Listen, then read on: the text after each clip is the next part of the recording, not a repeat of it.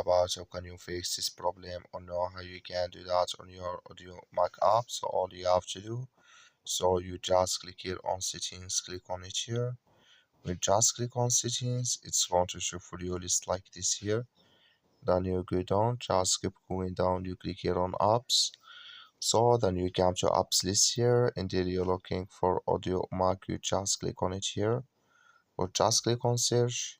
Then here at Audiomack, it's going to show for you like this, click on it. So then it's going to take you to this list, click on for stop, click on OK. Then you go down, just click on storage, come to storage list here, just click on clear cache. Then all you have to do, just go to your Play Store, click on it here, and here you search for Audiomack, it's going to show for you like this. You'll find here a place, click on it, and it's going to work with you. That's all you have to do. Thank you for watching. Don't forget to support us by like and subscribe.